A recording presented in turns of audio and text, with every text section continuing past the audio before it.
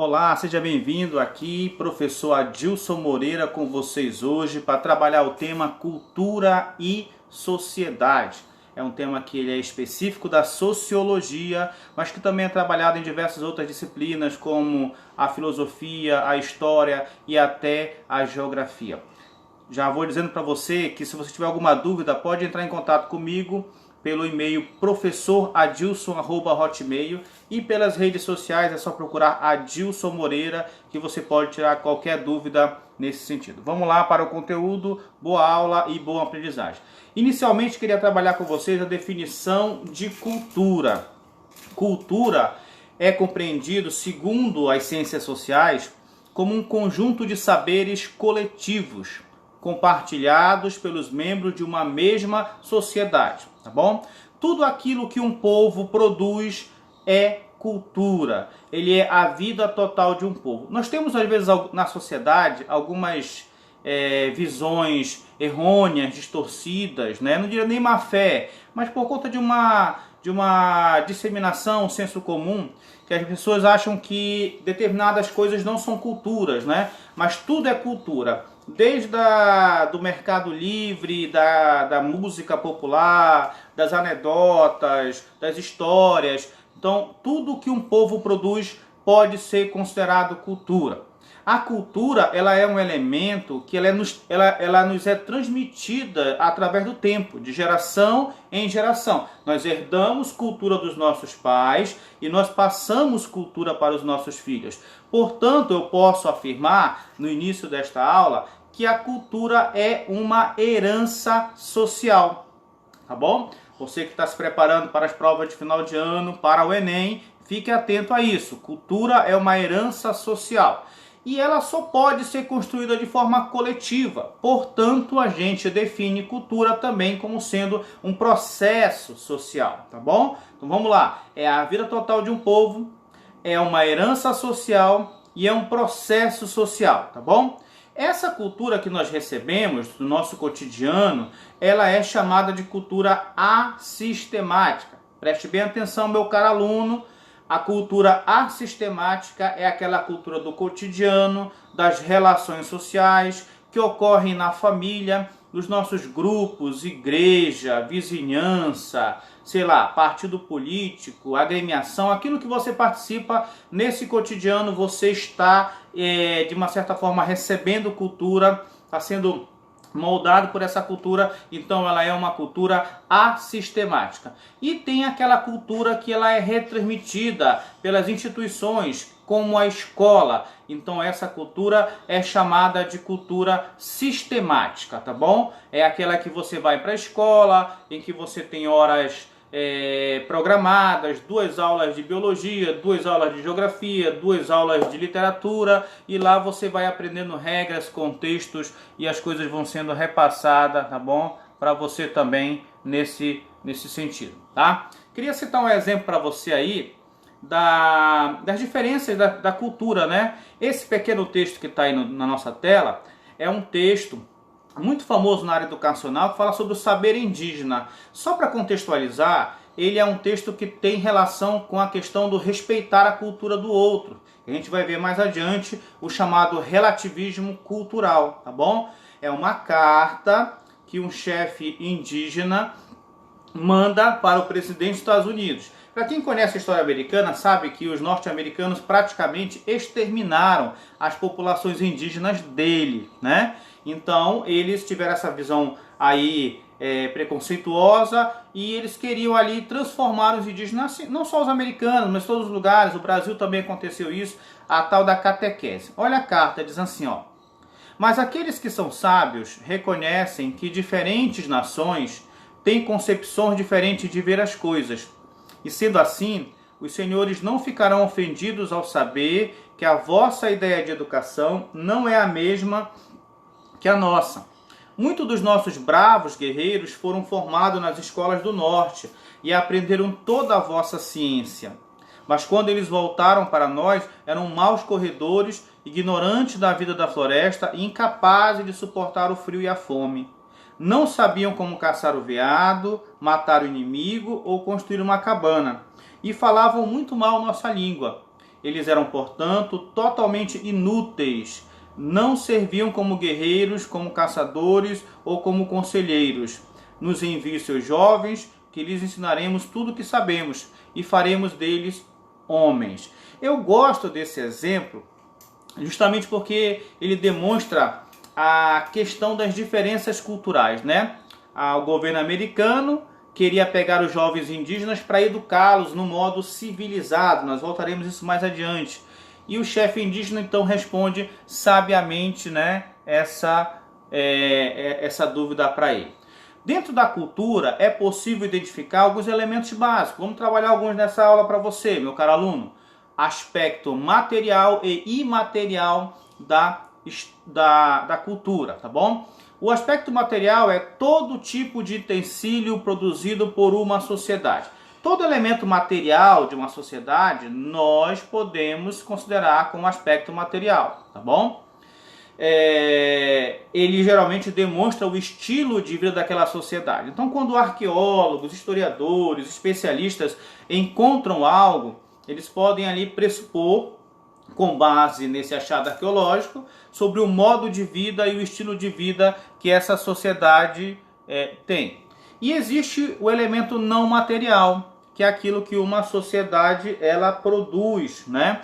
De uma certa forma. Os aspectos morais e intelectuais. Exemplo, o folclore, a religião, a ciência, a música, as normas sociais, as regras de conduta, né? Todos esses elementos são chamados a cultura não material, ou chamada de imaterial. Importante considerar, meu caro aluno, você que está se preparando para o Enem, tá bom? Meu caro internauta, que há uma interdependência entre a cultura material e a cultura imaterial, tá bom? Há uma relação muito forte entre elas. Por exemplo, eu posso ter os instrumentos de uma banda, tá? Os instrumentos por si, cultura material.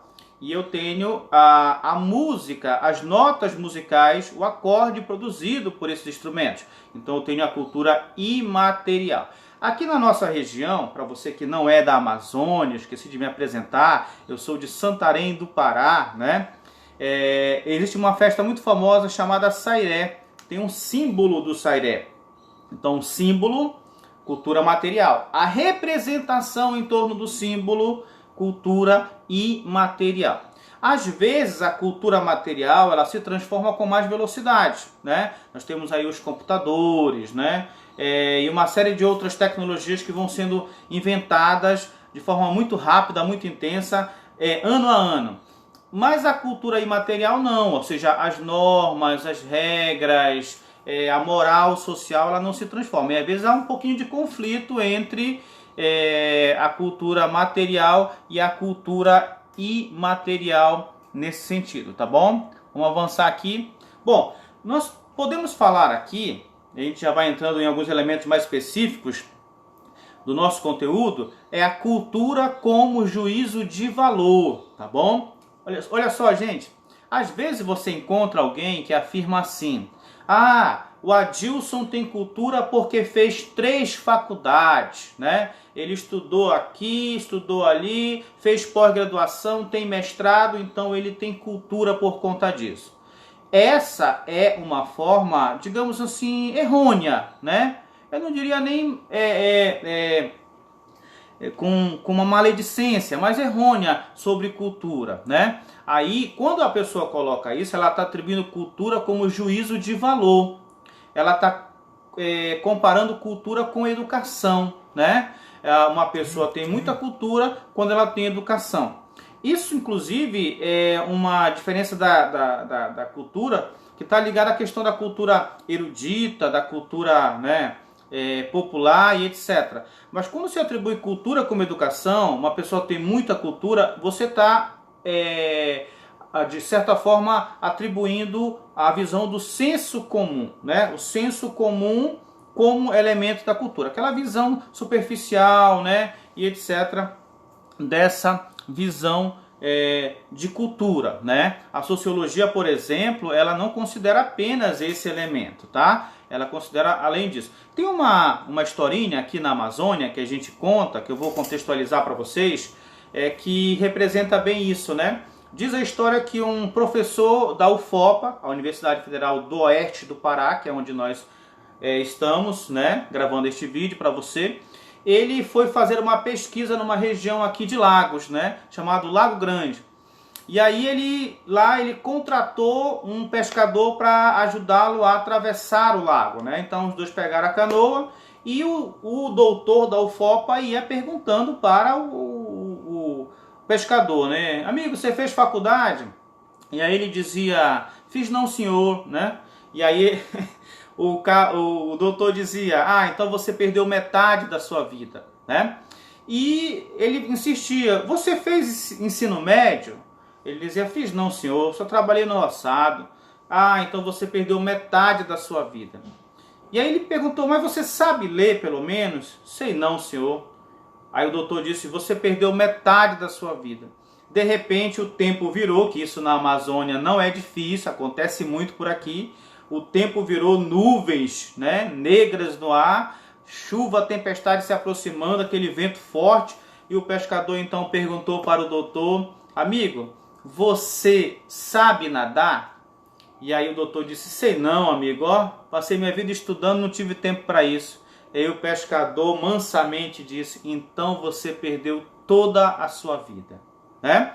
É uma historinha que conta aqui para dizer que não existe saber melhor ou menos ou ruim, maior ou menor. O que existe são saberes diferentes, né? Então quando a gente atribui cultura como juízo de valor, a gente está atribuindo justamente nesse contexto que a gente analisa. Então, para a sociologia, práticas e valores de um grupo social é um patrimônio a ser preservado e repassado. Isso é cultura para a sociologia como um todo. A gente pode olhar essa visão de julgamento, né, de superioridade da cultura, quando a gente observa alguns elementos. Eu queria colocar aí para vocês, tá?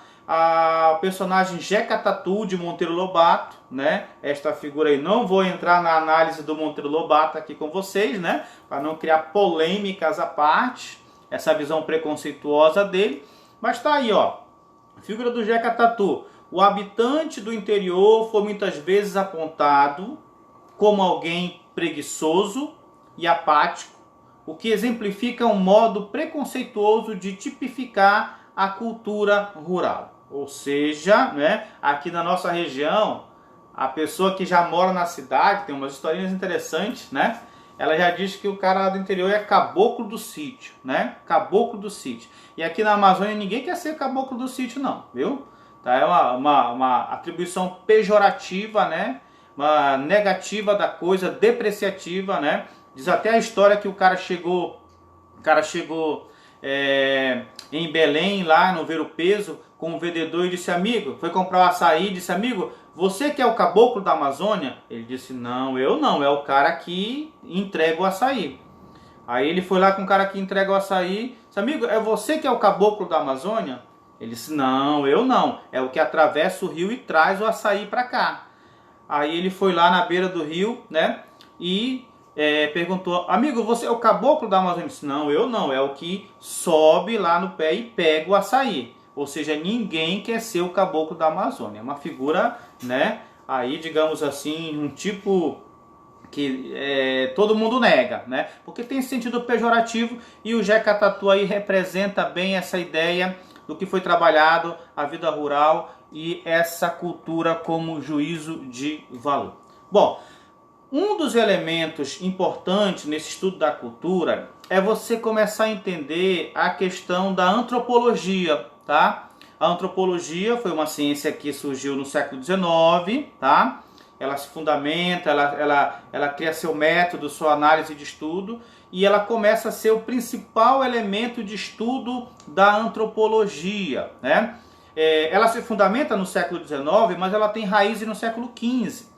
15 e 16, nós poderíamos lembrar aqui no século XVI as grandes navegações, né? Quando os europeus, vivendo aquele colonialismo, aquela expansão marítima, né, chegam às novas terras, aqui como o caso do Brasil, a América, com Cristóvão Colombo, Cabral, né, Pedro Álvares Cabral, nós conhecemos toda essa história. o início do processo de colonização do Brasil. Nesse contato que os europeus tiveram com o Brasil naquele contexto, eles tiveram duas visões acerca do Novo Mundo, tá? Que é uma visão do bom e do mal selvagem. Isso já é uma análise antropológica desse fato histórico, tá bom? Essa visão do bom e do mal selvagem, inclusive muito bem representada aí por viajantes do Brasil, né? Assim, ilustrações, claro, né, que eu digo ilustrações, acho que são visões carregadas de uma visão europeia, preconceituosa, eurocêntrica, né, que era o contexto que eles estavam na época.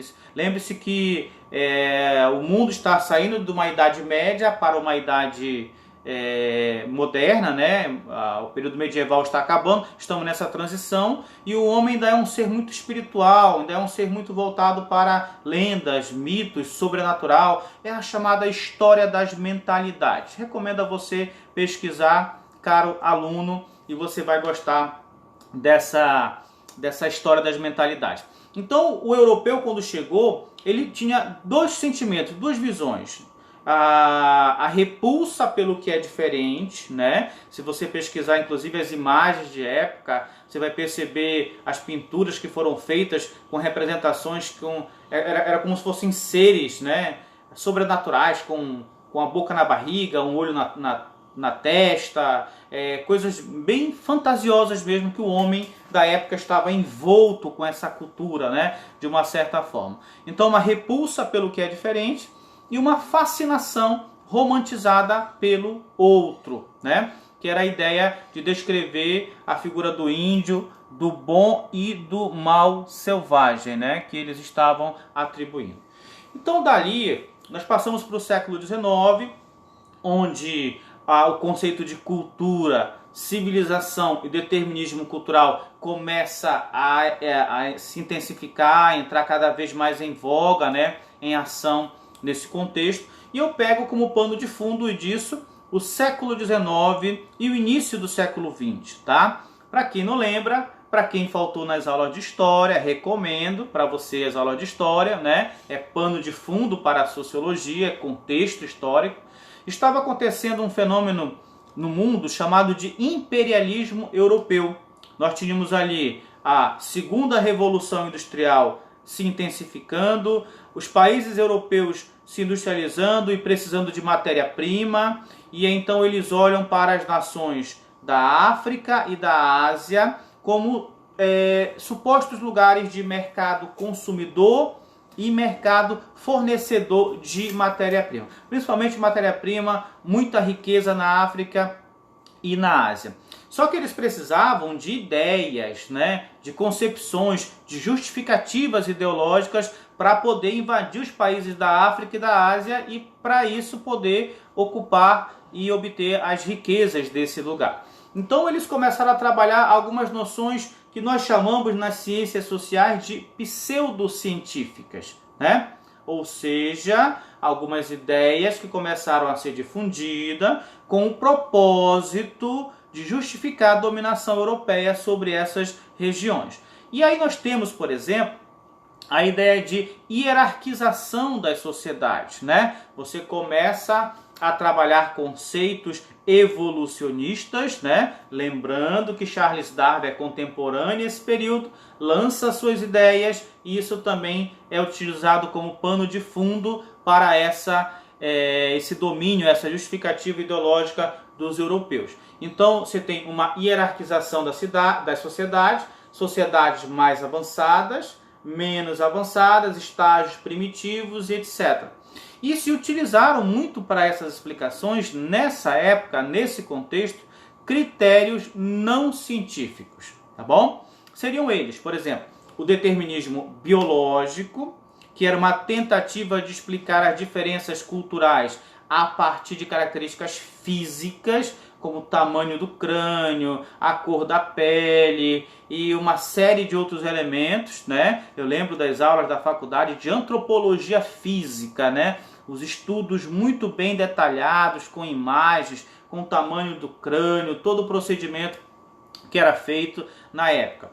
E outro é o determinismo geográfico, que procurava classificar as sociedades a partir das características das regiões em que elas se encontravam. Por exemplo, sociedades de clima frio, né, seriam desenvolvidas, sociedades de clima quente seriam subdesenvolvidas, o relevo interferia e etc. Então toda essa concepção que de uma certa forma expressa essas diferenças culturais, elas estariam presentes justamente nessa ideia do determinismo biológico e do determinismo geográfico. Importante considerar, meu caro aluno, você que está acompanhando a aula até esse momento, agradeço, viu, você está acompanhando até aqui. É importante considerar que as ciências sociais, a sociologia, a antropologia, ela não leva, então, consideração esses elementos físicos e climáticos e regionais, geográficos, tá bom? Não descarta totalmente, mas isso não é a função fundamental. Olha aí a nossa mega dica de hoje, tá? Para a antropologia, as experiências históricas vividas em cada sociedade são o fundamento das diferenças entre as culturas, que se explicam, por sua vez, pelos diferentes valores e práticas de cada sociedade, tá bom? Então, para a antropologia, mais vale considerar as experiências históricas, as relações sociais, o processo endógeno de cada sociedade, muito mais do que atribuir a fatores que seriam externos. E daí a antropologia vai nessa busca, né, para tentar entender cultura, suas diferenças, as concepções, etc. No início dos estudos antropológicos, pessoal, você que está acompanhando aí, os primeiros antropólogos procuraram fixar a sua análise muito mais em sociedades primitivas, né, consideradas já na África, na América, etc. Depois foi entrando uma gama de estudos, antropologia urbana, a juventude e outros elementos que passaram a se desenvolver também. Uma das primeiras escolas, vale ressaltar aqui, tá? Para nossa comparação, ela é muito importante, porque as outras irão combatê-las posteriormente. São as chamadas escolas antropológicas, né? É a antropologia evolucionista, tá? Essa antropologia evolucionista, surgida no século XIX, na Inglaterra, ali sob a influência de Charles Darwin, teoria evolucionista positivista que estava tomando conta da sociedade. Ela elaborou a primeira teoria social da cultura, né, sobre cultura. E ela afirmava que as sociedades iniciam no estágio primitivo e se tornam civilizadas com o passar do tempo. É aquela história da hierarquia das sociedades, como demonstra aí a figura do Homo sapiens, né? Claro que é uma ironia, uma brincadeira, e está o Homo simples aí no topo da cadeia evolutiva. Então a escola antropológica ela tem esse fundamento preconceituoso, ela tem essa visão até certo ponto racista, que a gente vai ver numa outra aula, mas que também representa esse contexto do primeiro estudo das escolas antropológicas. Exemplo disso, essa escola antropológica ela foi fundamental porque, de uma certa forma, ela justificou aquilo que eu falei para vocês, o domínio europeu sobre a África e a Ásia, tá bom? Então, na conferência, essa imagem representa a Conferência do Congo, realizada entre 1884 e 85, né? Em Berlim, na Alemanha, que lançou as bases para a corrida pela África, né? Ou seja, os países europeus dividiram o território africano, né? Ou seja, a perspectiva evolucionista legitimou o domínio europeu, tá? Foi a base fundamental, teórica, utilizada por eles. Inclusive, na ideia da escala evolutiva, os europeus diziam que estavam prestando um favor para os africanos, porque ao dominá-los, eles ajudariam eles a sair de um estágio mais primitivo e avançar para um estágio mais evoluído, né? Através de alguns elementos. Eu queria indicar para vocês uma obra que eu acho fantástica, que é chamada Geração Roubada. É um filme muito interessante que mostra, dá uma procurada aí na internet, que mostra o domínio inglês sobre a Nova Zelândia. e como eles iniciam um processo de mistura racial, né? Eles, inclusive, de branqueamento da sociedade. Isso no século XIX foi muito comum, isso, né? Eles procuram eliminar os aborígenes de forma física e cultural, tá bom? Forçando o casamento, o cruzamento entre um europeu e uma aborígene. Na segunda geração, temos um mestiço. Esse mestiço com o europeu. A partir da terceira geração, nós só teríamos 1/3 de sangue aborígene, tá bom? Nessas populações, elementos físicos modificados e cultura também. Aí entra a parte da Igreja Católica catequizando, civilizando, ensinando o aborígene a rezar o Pai Nosso, Ave Maria, a crer na Santíssima Trindade e assim vai, tá bom? Então são elementos que demonstram esse domínio que a Europa exerceu sobre a África e sobre a Ásia, representado por essa teoria evolucionista, expresso na Conferência do Congo, na época. Para combater essa visão preconceituosa, foram surgindo, né, análises antropológicas contrárias à teoria evolucionista, antropologia evolucionista. E uma delas, eu queria chamar a atenção hoje aqui, é o relativismo cultural. Fique bem atento, meu caro aluno, ao relativismo cultural, né? Apesar das diversas ideias, das matrizes do relativismo cultural, um elemento principal é considerar a diversidade cultural. Entender que as diferenças culturais entre as sociedades não é fruto de estágios maiores ou menores, avançados ou inferiores. A diferença cultural está na experiência de cada sociedade. Por isso se chama diversidade cultural, tá bom? E aí nós temos 4 elementos nesse relativismo cultural. Vamos lá, vamos citar para vocês. Primeiro, difusionismo, ou seja, não admitia a ideia de um desenvolvimento constante, tá? Várias culturas teriam desenvolvimentos em estágios diferentes, tá? O culturalismo relativiza o conceito de civilização, depende do padrão. Por exemplo, iria considerar elementos como a China. Olha essa foto aí com essa diversidade cultural, né, grandiosa para a gente analisar. Terceiro, o funcionalismo. Cultura como um todo, integrado. Reconhece a diversidade cultural. E 4, estruturalismo. A cultura é um conjunto de sistemas simbólicos. Para você que me acompanha, se você é aluno do ensino médio ou não está se preparando, esse material e essa aula está com base nesse livro aqui, tá bom? Que é um livro chamado Sociologia em Movimento, capítulo 3 desse livro. Se você tiver, pode reforçar a tua leitura, capítulo 3 dessa obra, tá bom? Então a gente passa a entender diversos elementos, tá? Olha o que diz a charge aí, né? Esse encontro cultural. Meu Deus, eles não usam roupa, tá? Olha, eles não usam penas, né? As diferenças culturais sendo trabalhadas de uma certa forma. Por isso, lá no século XIX, surgiu um contexto muito forte, muito bom, que é o chamado etnocentrismo, tá bom? O etnocentrismo, pessoal, é uma visão de mundo característica de quem considera sua cultura, seu grupo étnico mais importante que os demais, né? Uma visão preconceituosa, julga o outro como atrasado, como a gente viu. Olha o olhar do europeu sobre o indígena, né? Século XVI. Olha o olhar do europeu sobre a África, considerando sociedades atrasadas, etc., né? Julga como atrasada e preconceituosa. E isso acontece de forma religiosa, étnica, sexual e etc., né? Olha o exemplo dessa charge. São Paulo está cheia de gente moderna, né? Somos todos modernos por fora, bem por fora, cearense burro, né? Os nordestinos sofrem muito preconceito no Nordeste.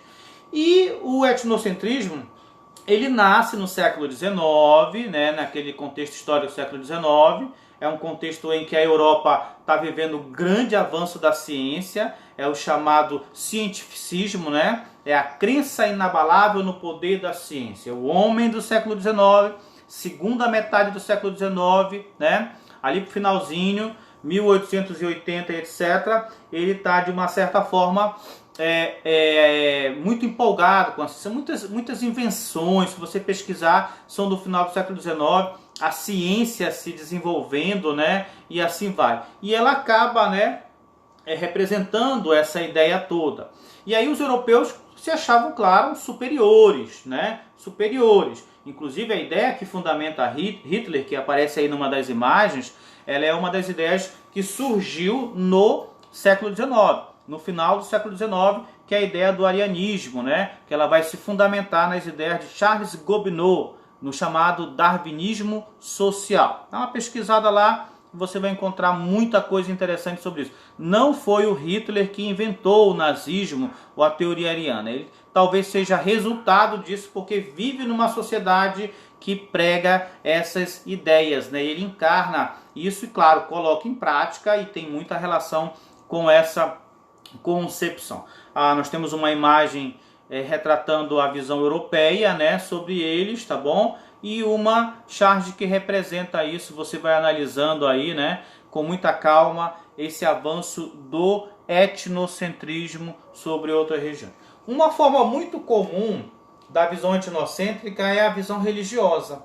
Quando eu considero a minha religião mais avançada, melhor, a verdadeira em relação ao outro. Isso na história foi muito comum. Você vê nas cruzadas, por exemplo, né? Lá os cristãos querendo impor sobre os muçulmanos seu modo de vida e vice-versa, né? Os cristãos na América sobre os indígenas, o candomblé que sofre muito. Parece que nós temos aqui mais algumas imagens. Olha aqui, ó. As práticas derivadas do etnocentrismo colocam em risco diferentes grupos sociais em todo o mundo. Na imagem, indígenas protestam em Brasília, né? Então é o considerar, é o olhar, né? Alguns até dizem assim, a Índia é quase humano, né? Então olha a visão preconceituosa que existe sendo carregada. Outra forma de etnocentrismo, praticantes de candomblé realizam cerimônia religiosa no município de Lauro de Freitas, na Bahia. O olhar etnocêntrico produz o preconceito e a discriminação de grupos e culturas. Os integrantes das religiões afro-brasileiras são vítimas de preconceito e discriminação. E tem até imagens que mostram que traficantes estão destruindo templos, né? No Rio de Janeiro, na Bahia, dizem que se converteram ao cristianismo, destroem templos, usando o nome, inclusive, de Jesus Cristo, para suprimir e agir com violência contra essas populações, tá bom? Bom, chegamos à segunda parte dessa aula de hoje, tá? Não esquece de curtir, de clicar. Eu quero pedir para você comentar aqui no canal essa aula também. Muito obrigado por estar assistindo até aqui. Isso é muito importante para mim como professor, saber que você está acompanhando essa aula. Ela está servindo para você e vai te ajudar nas tuas provas e no Enem, tá bom? Ideologia e comportamento social. Todos os grupos têm interesses ligados à sua ideologia, né? Nós vamos entender ideologia aqui como um conjunto de ideias que legitimam o controle, que é a chamada visão marxista. Para Karl Marx, é difícil falar de ideologia sem falar de Karl Marx. Ideologia é uma falsa consciência, né? Na visão marxista. Vamos citar um exemplo. O desemprego na sociedade atual, tá bom? Todos nós sabemos que o sistema capitalista ele necessita dos desempregados porque é um exército de reserva, tá bom? Ele baixa a mão de obra. Com o passar do tempo, o avanço tecnológico, o aprimoramento das fábricas, a mudança nos paradigmas de produção com elementos como o Fordismo, o Toyotismo, flexibilização, etc., foram diminuindo a presença da mão de obra, né, humana nas fábricas. Então, o ser humano foi sendo descartado pouco a pouco, né? Ainda mais em tempos assim atuais, né? De contratos de trabalho flexibilizado, etc. Então, tudo isso acaba diminuindo a mão de obra. Então, nós sabemos que a questão do desemprego é uma questão estrutural, é uma questão do sistema capitalista, tá bom? É típico do sistema capitalista isso, tá? Motivo real, mecanização, lucro e etc. Qual é a ideologia que é lançada para a classe trabalhadora, para ela poder, né, não se culpar tanto, não culpar o sistema capitalista, melhor dizendo? Seria a ideologia de que existe uma falta de qualificação, de compromisso dos trabalhadores, de que ele não tem vontade, e aí existe todo o coach, né, para motivar e fazer lavagem cerebral nos indivíduos. Você pode, você é capaz, você é um vencedor e etc., como se trabalha nos dias de hoje. Então a gente pode começar a entender a ideologia aqui como um conjunto de ideias que legitimam o controle, né? Por isso é compreendido como uma falsa consciência, tá? Que são ideias que são construídas. E essa ideologia, ela está geralmente ligada a dois elementos. O Karl Marx lança dois conceitos importantes, que é o conceito de infraestrutura e superestrutura. A ideologia tem a ver com as bases materiais. Então, por exemplo, infraestrutura é o quê? São os meios de produção. É quando o indivíduo produz bem material. São as relações de produção, as fábricas, o trabalho, a economia e etc. A superestrutura é a parte das ideias, tá? A ideologia, a cultura, a religião, daí deriva o Estado, o direito, né? E etc. Importante considerar que há uma relação mútua entre a infraestrutura e a superestrutura. Vou tentar colocar isso em alguns elementos da história, tá? Por exemplo, quando havia o escravismo, a escravidão da antiguidade clássica, a ideologia que era lançada era favorável à existência de escravos, né? Valorizava o ócio, ok? A elite da época. Então toda uma justificativa de nascimento, de grupo social, que justificavam a escravidão. Quando nós passamos para a Idade Média, você tem o servo e o senhor feudal. Então as bases materiais, ou seja, a infraestrutura, produção, né, trabalho, etc., ela tem que ser justificada pela superestrutura, pela ideologia. Então a ideologia da época, fundamentada na religião, justificava o domínio da nobreza sobre os servos, tá bom? Por isso que essa relação entre infraestrutura e superestrutura, ela é fundamental para a nossa análise, para a nossa compreensão. Eu quero citar Karl Marx aqui. Agora são palavras íntegras de Karl Marx, né, que é o grande filósofo aí, que analisa a questão da ideologia. O conceito de ideologia foi muito trabalhado pelo filósofo alemão Karl Marx, que ligava a ideologia aos sistemas teóricos, políticos, morais e sociais, criados pela classe social dominante. De acordo com Marx, a ideologia da classe dominante tinha como objetivo manter os mais ricos no controle da sociedade. Com isso, a ideologia agia de forma mascarada para a realidade, tá bom? As ideias são valores que os homens criam segundo as suas condições materiais de existência. Então tem um negocinho chamado ideologia burguesa na visão do Karl Marx, tá bom? Para ir finalizando, outra mega dica, concepção marxista de ideologia, fique ligado. Para Marx, ideologia, segundo Karl Marx, pode ser considerada um instrumento de dominação que age através do convencimento e não da força, alienando a consciência humana e mascarando a realidade. Nós vamos voltar nesse elemento de ideologia num outro momento, mas só para exemplificar aí, os meios de comunicação, a mídia em geral, é um forte elemento de domínio ideológico também. Mas isso vai ficar para um segundo momento. Eu vou repartir essa aula em 2 vídeos para você, tá bom? Eu vou preparar o segundo vídeo e vou lançar para você também aqui no canal. Fique ligado, eu vou agradecendo desde já a sua companhia. Você pode tirar suas dúvidas e acompanhar o meu trabalho nas redes sociais, no Instagram, no Facebook, no WhatsApp e no Twitter. Procura lá Adilson Moreira, tá bom? Nas redes sociais e deixa a sua dúvida também. eu vou me despedindo por aqui. Muito obrigado pela sua companhia. Curte, compartilha, comenta, isso é muito importante para a gente sentir esse feedback dessa aula como tem sido. Faz tuas críticas também, né? Faz tuas críticas, as falhas. Esse é o primeiro vídeo que vai para o canal, então eu estou esperando muito feedback de vocês nesse sentido. Muito obrigado, fica com Deus e até a próxima.